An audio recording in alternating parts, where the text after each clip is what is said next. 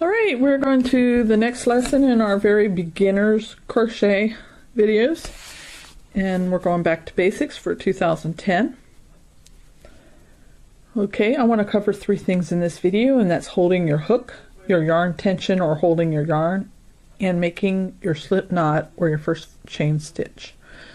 So first of all, whatever kind of hook you get, most of them will have a thumb grip, and you want to grip your hook at the thumb grip when you work with it. I hold mine like a spoon overhand, and I can twist my yarn comfortably and my hook comfortably when I do that. Okay, now some people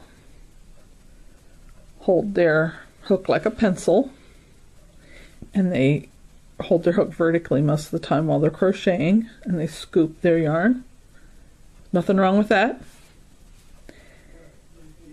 And others still hold their hook like a paintbrush, and they work it that way. And there's variations of all three of those.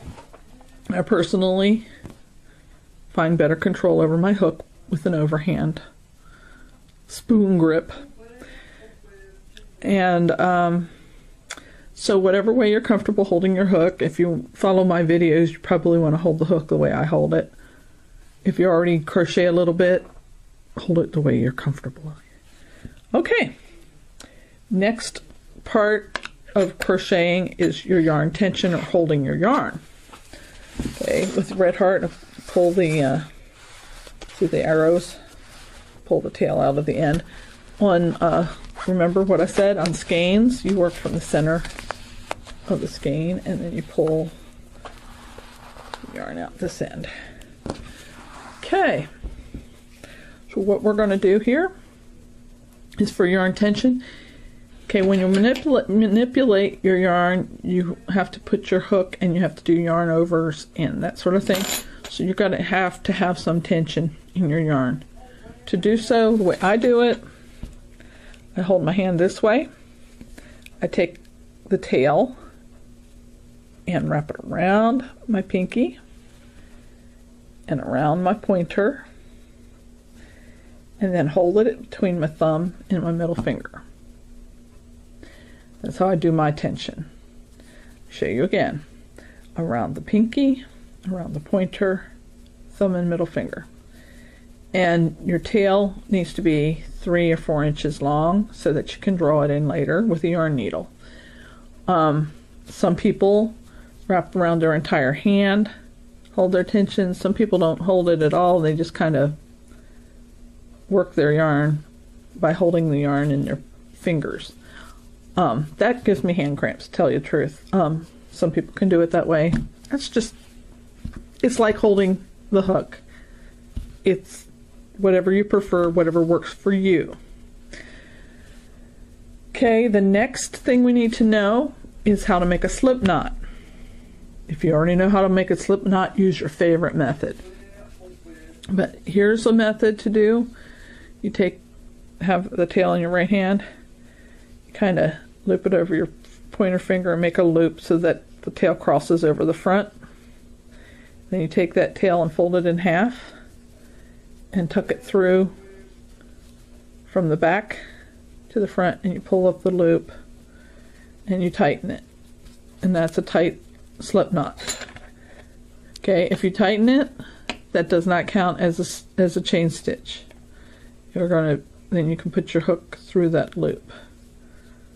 All right, another way, I prefer not having a knot.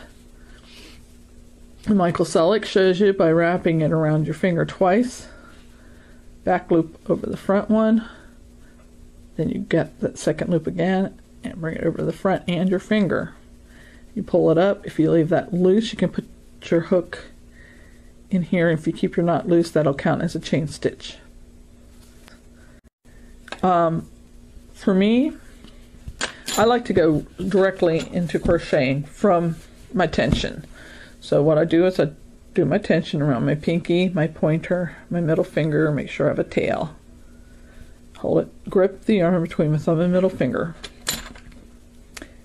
Okay, I'm going to do it fast first to show you why I like doing it. I just do this and I just keep crocheting. Alright, that's why I like it. I don't have to let go and lay my hook down. So this is going to be slow for you, slow motion. Okay? Pinky, pointer, grip between my thumb and my middle finger. Now, take your hook behind the working yarn, pull the yarn forward, stand your hook upright. Okay, now we're going to make a full twist, twisting these two strands together. So you go down behind them, behind both of them, and back up. Now you take your thumb, you want to hold the yarn against your hook with your thumb and pointer in your right hand.